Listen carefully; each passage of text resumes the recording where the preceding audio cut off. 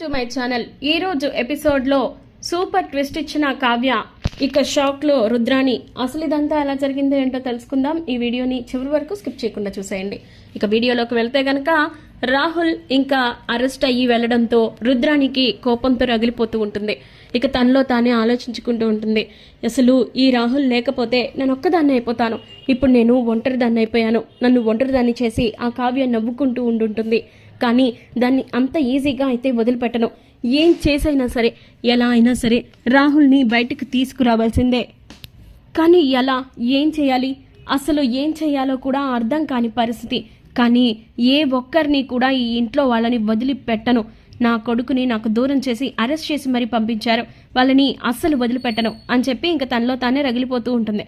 ఇక అప్పుడు అవును కరెక్ట్, మా అమ్మ దగ్గరికి వెళ్తాను, మా నాన్న దగ్గర కొంచెం కన్నీళ్లు పెట్టుకుంటే చాలు, ఖచ్చితంగా కరిగిపోయి నా కొడుకు రాహుల్ని బయటకు తీసుకొస్తాడు అని చెప్పేసి ఇంక వెంటనే సీతారామయ్య అలాగే చిట్టీల దగ్గరికి వెళ్తుంది.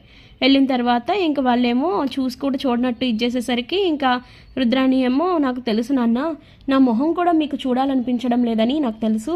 కాకపోతే ఒక్క విషయం చెప్తున్నాను, గుర్తుపెట్టుకోండి, నా కొడుకు మాత్రం ఏ తప్పు చేయలేదు. ఆడు కూడా ఈ ఇంటికి మనవడే. అసలు ఎందుకు నాన్న మీరు అంతలాగా పక్షపాతం చూపిస్తున్నారు అని చెప్పేసి అనేసరికి అప్పుడు చిట్టి ఏమో, ఏం మాట్లాడుతున్నావు రుద్రాణి, ఎవరు పక్షపాతం చూపించారు, ఎవరు ఈ ఇంటికి ద్రోహం చేశారు, ఈ ఇంటి తిండి తింటూ ఈ ఇంటికే దారుణంగా ఇచ్చేయాలని చూశారు, మరి అప్పుడు ఎవరిని ఎవరనాలి? కానీ నువ్వు రివర్స్లో మళ్ళీ మమ్మల్ని అంటున్నావా? ఇదెక్కడి న్యాయం, ఇదెక్కడి అన్యాయం అనుకుంటున్నావా, లేకపోతే ఇదేంటి అనుకుంటున్నావా? అసలు నువ్వు ఏం చేస్తున్నావో, ఎలా చేస్తున్నావో కనీసం నీకైనా అర్థమవుతుందా రుద్రాణి? ఈ రోజున కావ్య ఈ ఇంటి పరువుని నిలబెట్టింది, ఈ ఇంటి వారసత్వం బయటికి పోకుండా అరెస్ట్ కాకుండా ఆపింది. కానీ నీ కొడుకేం చేశాడు? ఈ ఇంటి పరువు పోగొట్టడానికి, ఒక సంస్థకు ఉన్న నమ్మకాన్ని పోగొట్టడానికి ఇదంతా చేశాడు. అసలు ఇదంతా చేసిన దానికి వెనుక వాడి హస్తం కన్నా కూడా నువ్వే ఎందుకో ఉన్నావని గట్టిగా అనిపిస్తుంది. నువ్వే ఇదంతా చేశావనిపిస్తుంది. ఇప్పుడు చెప్తున్నాను వినండి, అసలు ఏం జరిగినా సరే రాహుల్ మాత్రం బయటికి వచ్చే ప్రసక్తే లేదు అని చెప్పి అనేసరికి ఇక రుద్రాణి అయితే చాలా డీలా పడిపోతూ ఉంటుంది. ఇలా కాదు, వీళ్ళ వల్ల ఎవరి వల్ల అవ్వట్లేదు, నేనే నా కొడుకుని బయటకు విడిపించుకుంటాను అని చెప్పి బయటకు వెళ్ళిపోద్ది. వెళ్ళిపోయిన తర్వాత ఒక మనిషిని మాట్లాడి ఇంకా నేరం అంతా కూడా అతని మీద వేయించేసుకొని ఇక రాహుల్ని బయటికి రప్పించేయాలని ప్లాన్ చేస్తుంది. ఇక అందులో భాగంగానే ఆ వ్యక్తి అయితే వెళ్ళిపోయి, సార్ నన్ను క్షమించండి, నేను వీళ్ళ ఆఫీస్లోనే పనిచేస్తున్నాను, కాకపోతే ఎప్పటి నుంచో నాకు డబ్బు మీద ఆశ, అందుకే రాహుల్ గారి పేరు వాడుకొని నేను ఇదంతా చేద్దాం అనుకుని నేనే చేశాను. అంతేకాదు రాహుల్ గారి సంతకం కూడా నేనే ఫోర్జరీ చేశాను సార్, నన్ను క్షమించండి. ఇప్పుడు ఈ విషయం తెలిసి నన్ను ఎక్కడ ఇచ్చేస్తారనే భయంతో నేను ఇదంతా కూడా వచ్చాను, నన్ను క్షమించండి సార్, ప్లీజ్ ఐమ్ సారీ అని చెప్పేసి అనేసరికి అయితే వీడిని కస్టడీలోకి తీసుకెళ్ళండి, వాడిని బయటకు రండి, వదిలేయండి అని చెప్పేసి పోలీసులు అనడంతో ఇంకా అప్పుడు రుద్రాణి ఏమో చాలా హ్యాపీగా ఫీల్ అవుతూ ఉంటుంది. ఇక ఆ తర్వాత రాహుల్ బయటకు వచ్చేస్తాడు. థ్యాంక్స్ మమ్మీ, నువ్వు నా కోసం నిలబడతావని, నువ్వు నా కోసం వస్తావని నాకు తెలుసు, కానీ వాళ్ళని మాత్రం వదిలిపెట్టకూడదు మమ్మీ అని చెప్పి ఇంకా రాహుల్ అయితే కోపంతో అంటూ ఉంటాడు. వాళ్ళని వదిలిపెట్టే ప్రసక్తే లేదురా, ఏం చేసైనా సరే ఆ కావ్యని మాత్రం వదిలిపెట్టను. ఆ కావ్య వల్లే మనం అనుకున్నది ఏమీ జరగకపోగా మన మీదే రివర్స్లో కౌంటర్ పడుతుంది. అందుకే ఎలా అయినా సరే ఈ విషయంలో అస్సలు ఆలస్యం చేసే ప్రసక్తి కానీ లేదా ఆలస్యం చేసే స్టెప్ కానీ తీసుకోకూడదు. ఇక మీదట మనం వేసే ప్రతి ఒక్క అడుగు అది కావ్య తల మీదకే పడేలాగా చేస్తాను. ఆ కావ్య ఎప్పటికీ పైకి కోలుకోలేక ఇంకా ఇంట్లో వాళ్ళే దాన్ని తరిమేసేలాగా, కట్టుకున్న భర్తే తరిమేసేలాగా చేస్తాను అని చెప్పేసి అనడంతో ఇంకా అప్పుడు ఇంకా రాహుల్ రుద్రాణి ఇద్దరు కూడా హ్యాపీగా ఇంటికి వచ్చేస్తారు. ఇక ఆ తర్వాత రుద్రాణి ఏమో రాహుల్ని ఇంటికి తీసుకుని వచ్చేసరికి అందరూ కూడా షాక్ అయిపోతారు. ఇక అప్పుడు ఇంద్రాదేవి వీళ్ళు అడుగుతారు, ఎలా వచ్చాడు నీ కొడుకు, ఏం చేసి తీసుకొచ్చావు నీ కొడుకుని అని చెప్పి రుద్రాణిని ప్రశ్నిస్తుండగా, ఏముంది, నన్ను ఇంకా నిర్దోషిని అని పోలీసులే గుర్తించి బయటికి పంపించేశారు, నా మీద ఏ కేసు లేదు అని చెప్పి రాహుల్ అంటాడు. అలా అనేసరికి అబ్బా ఇది మేము నమ్మాలా, నువ్వు ఏం చేశావో ఏం చేస్తున్నావో అన్నీ కూడా మాకు తెలుసు, కానీ నువ్వు ఇలా ఊటరిచ్చి కొడుతుంటే మాత్రం చూస్తూ ఊరుకుంటాము అనుకుంటున్నావా అని చెప్పేసి తిడతారు.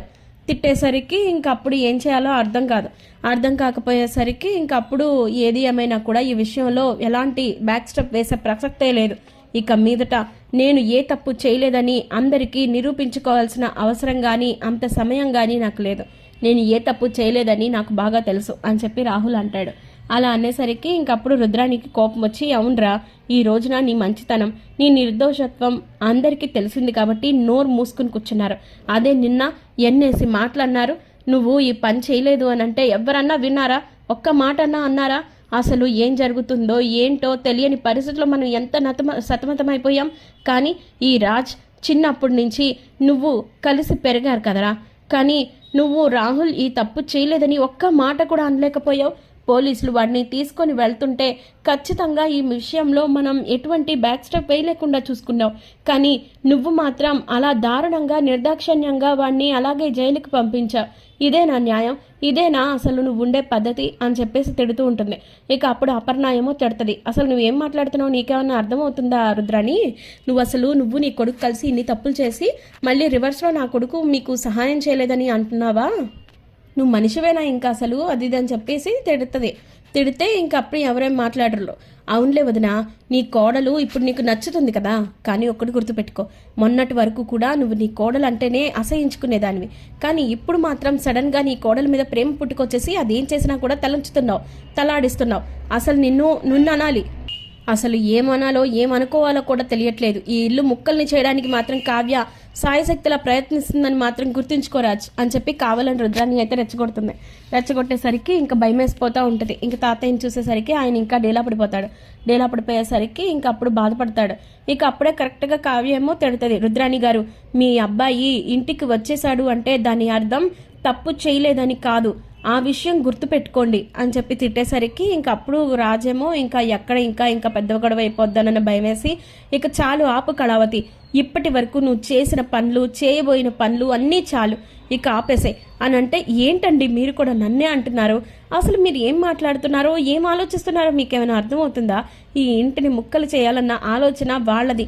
వాళ్ళు ఎప్పుడెప్పుడు ఈ ఆస్తిని సగం చేసుకొని వెళ్ళిపోదామా అనే చూస్తున్నారు తప్ప అందరూ కలిసి ఉండాలని అనుకోవట్లేదు. అందుకే ఈ కుతంత్రాలు చేస్తున్నారు. అవన్నీ చూస్తూ మనం భరించుకుంటూ కూర్చోవాలా? మొన్న చేసిన ఆరోపణలు తక్కువ, కంపెనీని మూతపడేలాగా చేయాలనుకున్నారు. అది తప్పు కాదా? మరి మీరు వాళ్ళని నిందించకుండా నన్ను అంటున్నారు ఏంటండి అంటే, ఇక చాలు ఆపు కళావతి, నువ్వు ఇంకా ఎక్కువగా మాట్లాడుతున్నావు. నేను ఇదంతా చూస్తూ ఊరుకుంటానని అనుకోవద్దు అని చెప్పేసి గట్టిగా అనేసరికి ఇంకా కావ్య బాధపడుతూ ఉంటుంది. ఇక అప్పుడు అపర్ణ అలాగే ఇంద్రాదేవి ఇద్దరు కూడా రాజుని తిడతారు.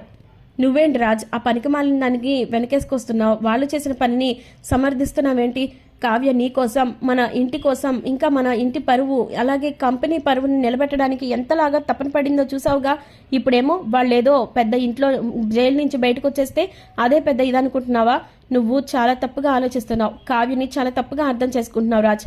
ఏదో ఒక రోజు కావ్య గొప్పతనం తెలిసిన రోజు నువ్వే బాధపడతావు అని చెప్పి అనేసరికి ఇంకప్పుడు రాజు ఆలోచిస్తాడు. ఇక రాబోయే కథలో ఇలా జరగాలనుకుంటే ఒక లైక్ చేయండి. మరిన్ని ఇలాంటి ఇంట్రెస్టింగ్ అప్డేట్స్ కోసం subscribe to our channel. Thank you.